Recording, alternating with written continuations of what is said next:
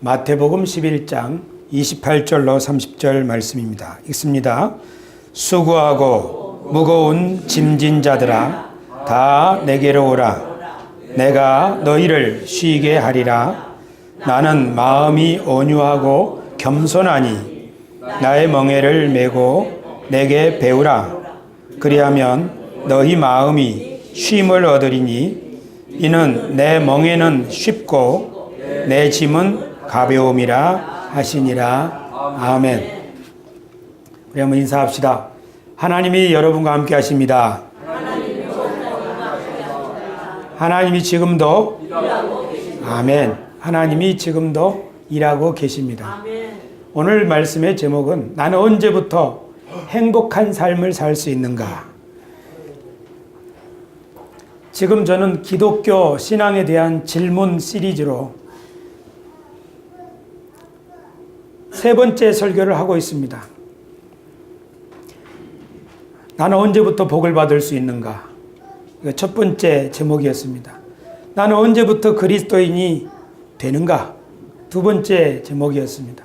오늘 세 번째는 나는 언제부터 행복할 수 있는가? 이것은 처음 설교했던 하나님이 함께 하시는 삶, 그 삶이 형통한 삶이라고 말씀드렸을 때 이미 그 안에 답이 있습니다.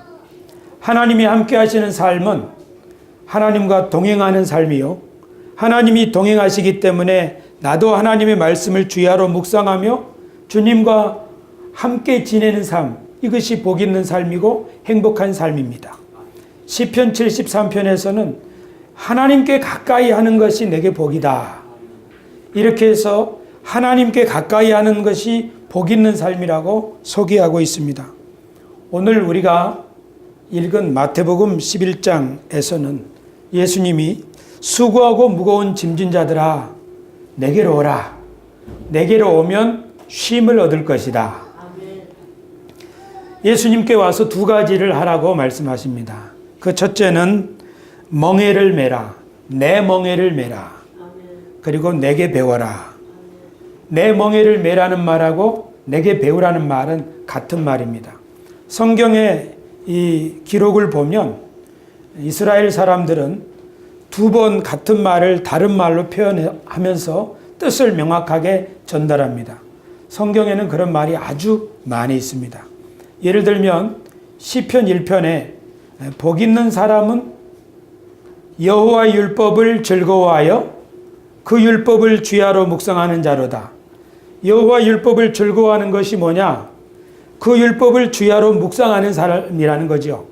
이렇게 해서 이 두 가지, 여호와 율법을 즐거워하는 것, 여호와 율법을 주야로 묵상하는 것, 이렇게 한 번 더 다른 말로 설명함으로써 무슨 말을 하려는지 그 의미를 명확하게 드러내려는 것입니다.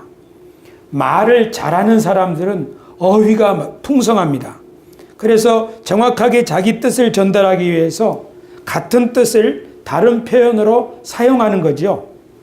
성경에 그런 표현이 많이 있습니다. 오늘 예수님께서 내게로 와서 내 멍에를 메라. 그러면 좀 이상하죠? 아, 이건 나에게 무슨 힘든 일을 시키려고 하시나? 아니, 그게 아니고 내 멍에를 메고 내게 배워라 하는 것입니다. 오늘 예수님은 예수님을 따르는 우리들에게, 예수님을 배우는 우리들에게 멍에를 메라는 말로 예수님의 가르침을 배우는 우리를 초청하시고 또 그 용어로 설명하십니다. 한번 따라합시다. 멍에를 메라. 내 멍에를 메라. 예수님의 멍에를 메라는 겁니다. 여기 보시면 우리나라에서는 보기 힘든 멍에입니다. 멍에라는 것은 소에게 쟁기질을 시키거나 짐을 끌게 하려고 할 때 소 등에 얹는 기구를 말합니다. 저 멍에가 없이 줄로 소를 묶어서 쟁기질을 하게 한다거나 짐을 끌게 하면 줄이 소의 숨통을 막아서 소가 질식사하거나 아니면 상처가 생겨서 소가 가지고 있는 놈을 다 쓸 수가 없게 될 수도 있습니다. 그래서 멍에가 있어야만 소는 일을 할 수 있습니다. 한국의 멍에는 두 종류입니다. 하나는 구분멍에, 구분멍에는 소 한 마리가 쟁기질할 때 쓰는 멍에입니다. 그리고 소 두 마리가 쟁기질할 때 쓰는 그 멍에를 고든멍에 또는 결이라고 합니다. 호리는 소 한 마리가 이끄는 쟁기고 결이는 소 두 마리가 이끄는 쟁기입니다. 그러니까 예수님이 말씀하신 내 멍에를 메라 하는 말은 소 두 마리가 끄는 그 멍에를 말합니다. 그러니까 예수님이 그 옆에 예수님이 매는 멍에가 있는데 그 옆에 우리들 같이 하면서 나랑 같이 멍에를 메고 가자는 것입니다. 그러면 내 짐이 쉬울 것이고 내 살아가는 삶이 훨씬 원활해질 것이라는 말씀입니다. 우리 모두는 다 짐을 지고 있습니다. 아버지는 아버지 짐, 자녀들도 짐이 있습니다. 가장의 짐이 있고 아내의 짐도 있습니다. 우리 어떤 사람들은 거룩한 삶을 살고 싶은 그런 짐이 있고 이 사회의 정의, 그것을 좀 바로잡고 싶은 그런 짐도 있습니다. 우리 모든 사람들은 짐을 지고 살아갑니다. 그런데 그 짐을 어떻게 지고 있느냐 하는 것이 그 사람의 멍에입니다. 여기서 말하는 예수님의 멍에라고 하는 것은 예수님이 짐을 지는 방식, 예수님의 가치관을 배우라는 겁니다. 예수님의 인생 철학을 배우라는 것입니다. 우리 모든 사람들은 저마다 인생 철학이 있습니다. 내가 무엇을 선택할 때 내가 그 선택하는 기준, 그것이 바로 나의 가치관입니다. 우리 모든 사람들이 가지고 있는 멍에 또는 가지고 있는 그 짐을 지는 방식은 예수님이 짐을 지는 방식과는 좀 다르기 때문에 그래서 수고하고 무거운 삶을 살아가고 있다는 것입니다. 예수님이 그들을 초대하시는 것입니다. 이처럼 예수님과 함께 걸어가는 삶, 이것을 바울 사도께서는 성령을 쫓아 살아간다, 그렇게 말을 하고 요한 사도께서는 진리 안에서 삶을 살아간다, 그렇게 얘기합니다. 그리고 예수님을 쫓지 않고 자기 방식이나 세속적으로 살아가는 방식을 바울 사도께서는 육신을 따라 사는 삶이다, 그렇게 말씀하셨고 요한 사도께서는 세속적이고 세상을 살아가는 삶이라고 말씀하셨습니다. 육신의 생각은 사망이고 육신적인 삶도 사망을 경험하게 되기 때문에 그런 사람은 인생이 수고하고 무거운 짐을 질 수밖에 없는 것입니다. 그래서 그런 분들을 초대하고 있습니다. 내 멍에를 메라. 예수님이 오늘 제자들 앞에서 그리고 많은 사람 앞에서 수고하고 무거운 짐진 자들아 내게로 오라, 와서 내 멍에를 메라 하셨습니다. 하지만 멍에를 메지 않고 자유분방하게 살던 사람이 멍에를 맨다고 하는 것은 어려운 일입니다. 송아지가 자라면서 이제 힘이 세지고 밭을 갈게 할 소로 만들기 위해서 멍에를 지은다고 할 때 제일 먼저 뭐 해야 됩니까? 아마 제가 기억하기로는 코두레를 뚫는 것 같습니다. 코두레를 뚫을 때 코에서 피가 철철 나고, 그렇죠. 코두레를 뚫지 않으면 그 소는 멍에를 메울 수도 없고 농사에 필요한 소가 될 수 없습니다. 이렇게 멍에를 메는 소가 된다는 것은, 즉 누구에겐가 뭔가를 배운다고 하는 것은 절대 쉬운 일이 아닙니다. 예수님께서도 예수님의 멍에 메는 방식, 곧 예수님의 가르침을 전파하셨을 때 사람들이 예수님께 배우기를 원치 않았습니다. 심지어 예수님을 소개했던 세례 요한마저도 예수님에게 대해서 의문을 품고 오실 분이 당신입니까? 우리가 다른 분을 기다려야 합니까? 하고 예수님에 대하여 물음표를 보였던 것입니다. 그뿐 아니라 예수님의 동네 사람들은 아예 대놓고 예수님의 가르침을 거부했습니다. 예수님을 잘 안다고 생각하는 사람들이 예수님을 거부했다고 하는 사실은 참으로 안타까운 일입니다. 예수님은 자기 고향 사람들을 향해서 말씀하십니다. 어찌하여 너희는 나를 거부하느냐? 내가 피리를 불어도 춤추지 아니하고 내가 애곡하여도 가슴을 치지 않는구나. 너희 고라신 사람들아, 너희 벳세다 사람들아, 가버나움 사람들아, 내가 너희 가운데서 행한 기적을 소돔성에서 행했다면 소돔 사람들이 다 회개했을 것이다. 저 우상의 도시 두로와 시돈에서 이런 가르침을 주었다면 그 사람들이 다 복음을 받아들였을 것이다. 예수님께서는 고향 사람들에게 그렇게 안타까운 마음을 토로하셨습니다. 그리고 나서 예수님 주변에 하나님의 말씀을 순수하게 받아들이는 그 무리를 향하여 하나님께 감사드립니다. 하나님 감사합니다. 이 지혜를, 이 비밀을 지혜롭고 똑똑한 사람들에게는 가리우시고 어린아이들에게는 알게 해주시고 계시하여 주시니 감사합니다. 옳소이다. 이렇게 된 것이 하나님의 뜻이니이다. 갈릴리의 어부들은 예루살렘의 서기관과 바리새인들에 비하면 지식에 있어서 어린아이와 같이 아주 유치한 사람들입니다. 그러나 그 사람들은 예수님의 말씀을 믿음으로 받아들였습니다. 어떤 사람들이 예수님의 말씀을 받아들이고 있습니다. 오늘 예수님은 또 어떤 사람들에게 말씀하십니다. 수고하고 무거운 짐진 자들이 있다. 그들이 내게로 와야 한다.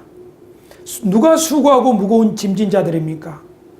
내 삶의 짐은 너무 힘들어서 이렇게 가다는 내가 죽을 것 같다. 더 이상은 어찌할 수 없다. 나를 좀 건져줬으면 좋겠다. 하나님 아버지 나를 건져주옵소서.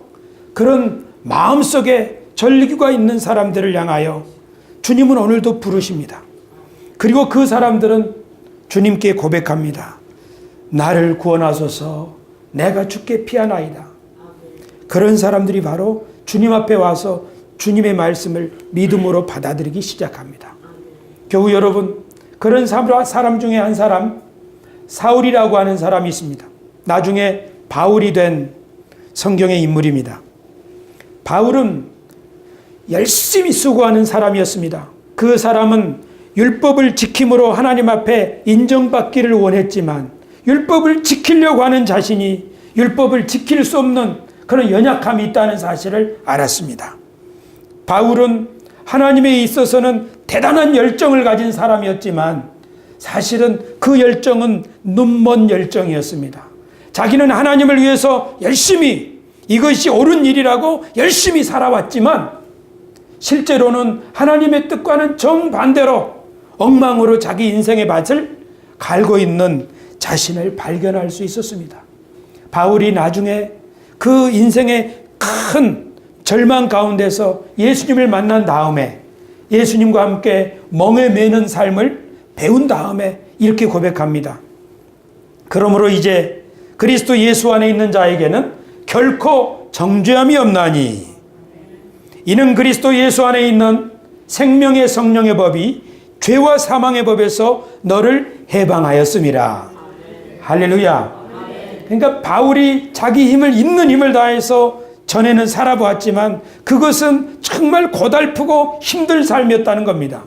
그런데 예수님의 멍에를 베고 나니 삶이 기쁨이 충만하고 이것이 바로 바른 인생이구나. 내 가는 길이 이게 올바른 길이로구나 하는 확신 가운데 거하게 되었다는 사실입니다.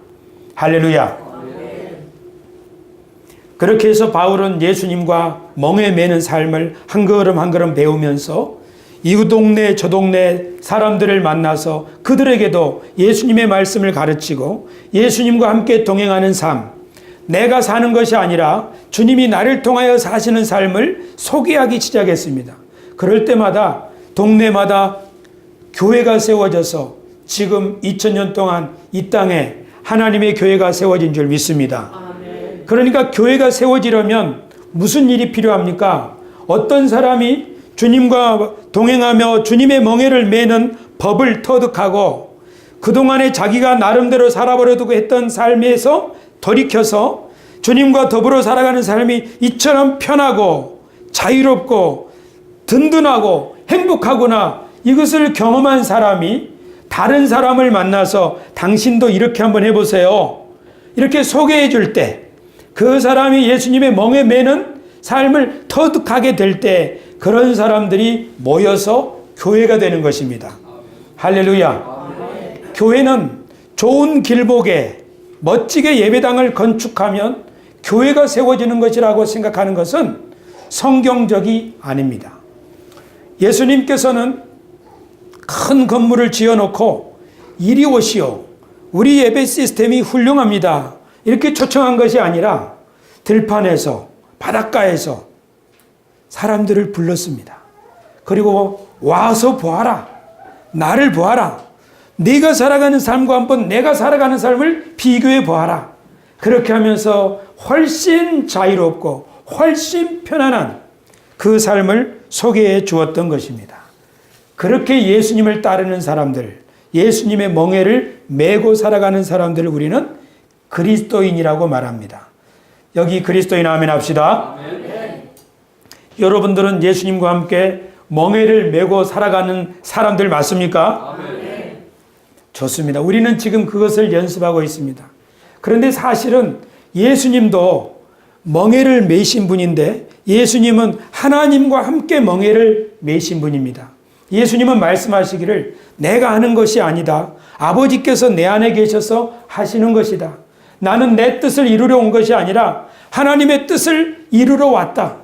그리고 예수님이 잡히시던 날 밤에는 겟세마네 동산에서 기도하시기를 아버지여, 내 뜻대로 내 원대로 마옵시고 아버지 뜻대로 되기를 원하나이다 하면서 예수님은 하나님의 멍에를 함께 메는 삶을 사셨음을 우리들에게 보여주고 있습니다.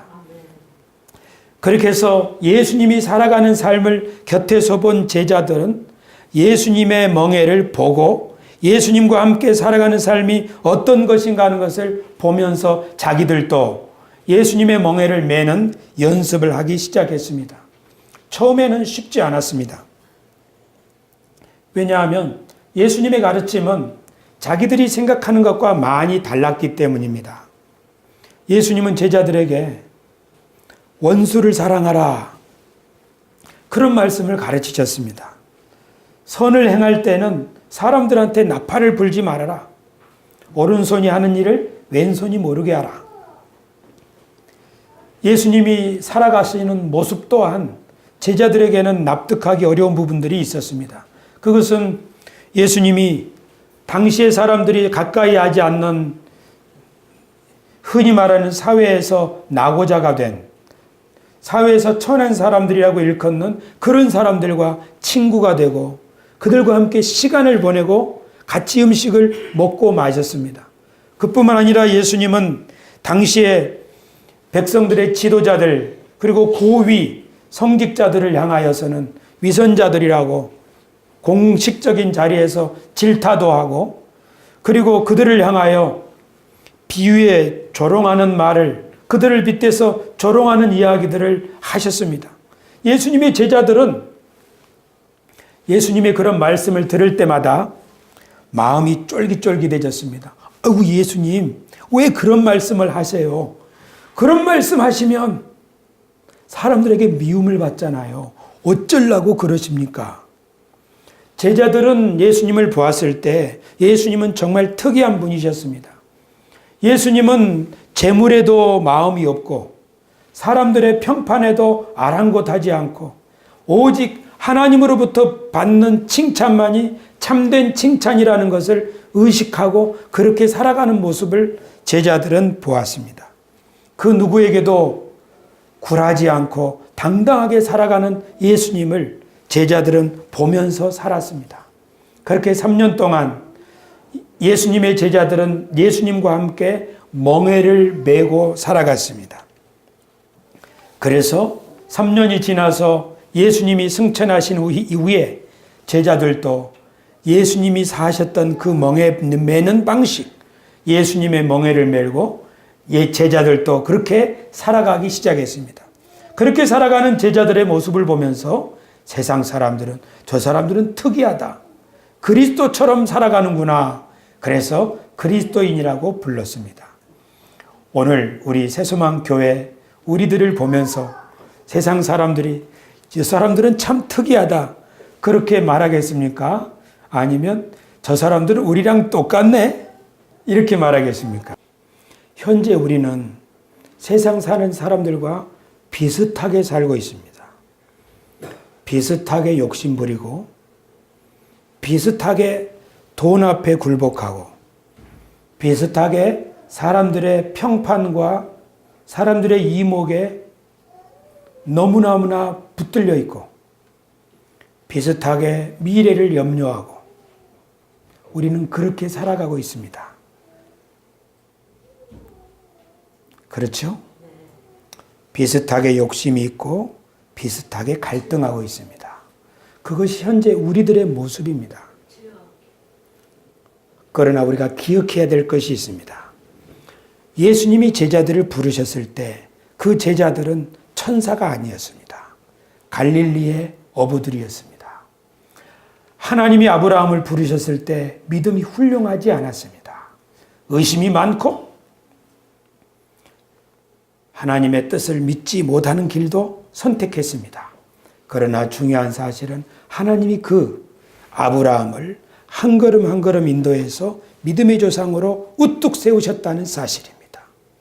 겁 많고 변덕스럽고 시기심이 많았던 제자들도 주님이 그들을 이끌어서 그들과 함께 하심으로 십자가를 거꾸로 지고 그리고 자신의 삶을 그리스도 복음을 위하여 다른 한 영혼을 위하여 바칠 수 있는 그런 사도들로 변화시켰다는 사실입니다. 오늘 우리들은 예수 그리스도의 장성한 분량에 미치지는 못했으나 예수 그리스도의 장성한 분량에 이르기 위해서 노력하고 있는 사람들입니다. 현재 우리는 세상 사람들과 많이 다르지는 않습니다. 하지만 우리의 신분이 그리스도의 제자요 하나님의 자녀로 바뀌었으니 거룩한 사람으로 바뀌었으니 우리 주님께서 우리를 내 멍에를 메고 나를 따르라 하신 것처럼 우리들도 주님과 함께 한 걸음 한 걸음 걸어가 봅시다. 지금까지는 내 방식대로 살아왔지만 한번 주님의 멍에를 메고 한번 걸음을 옮겨 봅시다. 그렇게 할 때 우리들의 다음 달, 우리들의 내년, 우리들의 미래는 점차적으로 그리스도의 모습이 드러나게 될 줄 믿습니다. 그러나 솔직히 말씀드리자면 우리들의 10년 전과 우리들의 현재는 많이 달라 있습니다. 우리들의 겉모습은 세상 사람들과 대동소이하게 느껴질 때가 있습니다. 하지만 우리들의 모습은 분명 과거와는 달라져 있습니다. 그뿐 아닙니다. 교우 여러분, 우리들은 지금 과거를 향해서 또는 세상을 향해서 눈길을 주고 있지 않습니다. 우리들은 지금 십자가를 향하여 눈을 주목하고 있습니다. 때때로 우리는 넘어지기도 하고 때때로 우리는 길을 잃기도 하지만 우리는 여전히 지금 십자가를 바라보고 한 걸음 한 걸음 나아가고 있다는 사실입니다. 그러면서 고백하지요. 하나님이 우리와 함께 하시고 우리 가운데서 일하고 계십니다. 우리는 그것을 믿기 때문에 이 믿음을 가지고 오늘도 주여 나를 도우소서 내가 주님과 멍에를 함께 하겠나이다. 그러는 것입니다. 개가 그 토한 것을 다시 먹고 돼지가 청소한 곳에 다시 더러운 곳에 들어눕는 것처럼 우리는 그렇게 하는 사람들이 아닙니다. 우리는 죄인으로서 부르심을 받아서 하나님이 우리를 향하여 부르시는 그 표대를 향하여 나아가고 있는 구도자들입니다. 아멘. 할렐루야. 아멘. 그렇기 때문에 오늘의 현재의 모습에 좌절하지 마시고 우리가 아브라함처럼 변화될 수 있다는 것과 우리도 예수 그리스도의 장성한 분량에 이를 수 있다는 사실, 그 일을 위하여 주님이 우리를 부르셨고 우리 가운데서 일하신다는 사실을 믿고 한 걸음 한 걸음 나아갑시다. 아멘. 어느 날 이렇게 사람들이 말할 수도 있습니다. 당신은 우리와 많이 다르다. 그날이 꼭 오게 될 줄로 믿습니다. 아멘. 바울 사도께서는 자기와 함께 동역하는 사람들을 향하여 나와 멍에를 같이 한 자들이라고 말했습니다. 빌립보서 4장 3절에서 말합니다. 바울이 예수님의 말씀을 가르치고 주의 복음을 전파할 때 바울의 말씀을 듣고 그 말씀에 감동을 받아서 좋다. 나도 당신과 함께 당신이 일하고 있는 그 하나님 나라 복음을 위하여 나도 동참하겠다. 그래서 바울을 후원하고 바울과 함께 힘을 모은 사람들, 그 사람을 가리켜서 바울은 나와 멍에를 같이 한 자이라고 말을 했습니다. 이 그리스어로 멍에를 같이 한 자, 이 말은 자기 배우자를 가리키는 말입니다. 그리스어로 부부를 가리키는 다른 말이 있는데 그것은 멍에를 같이 한 자라는 뜻입니다.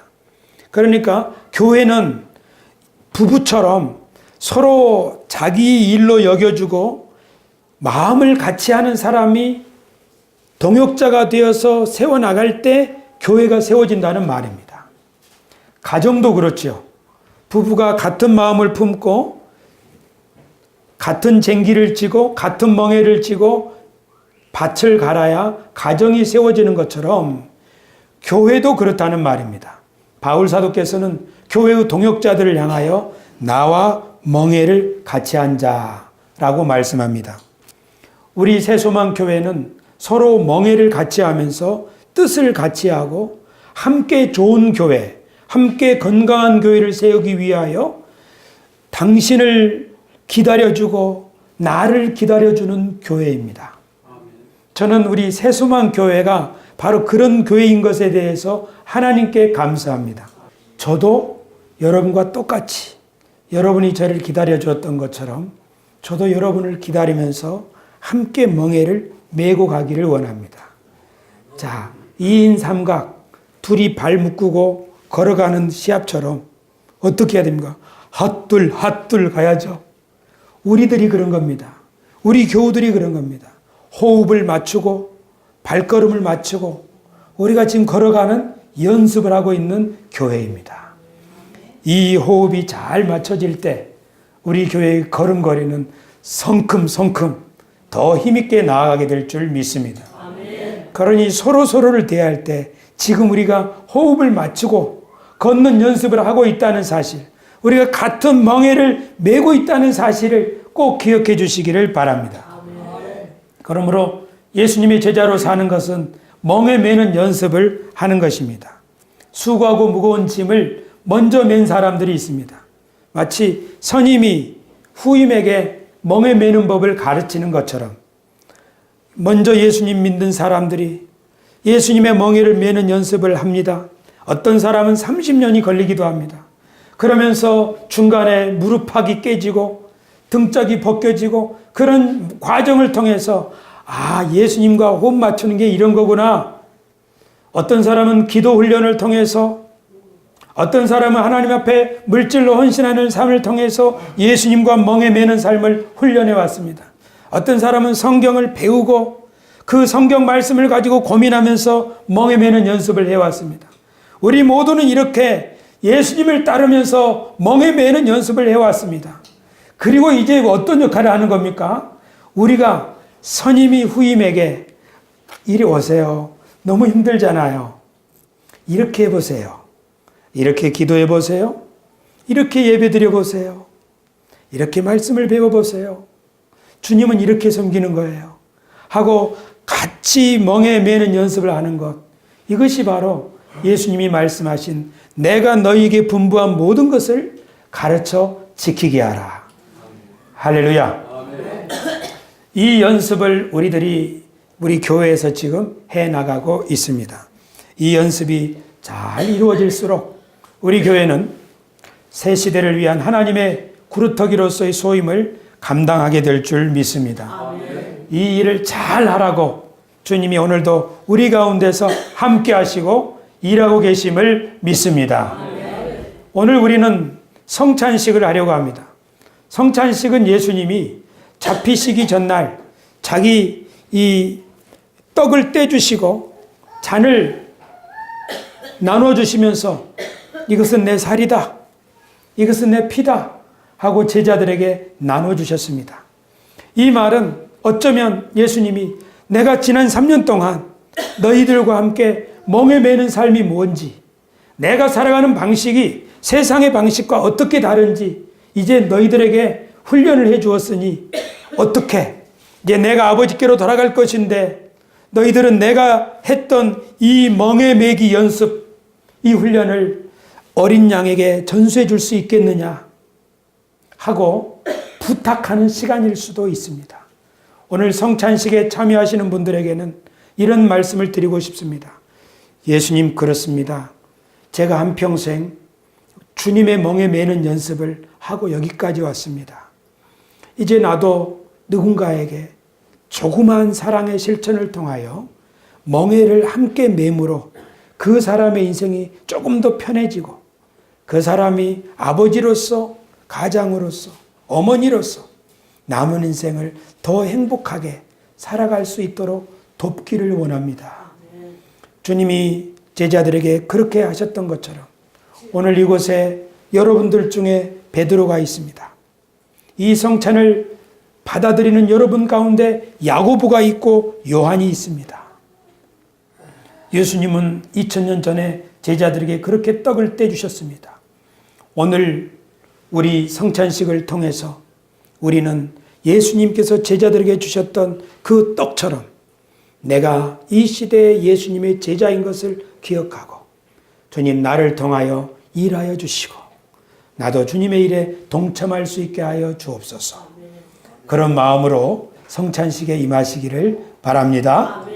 기도하겠습니다.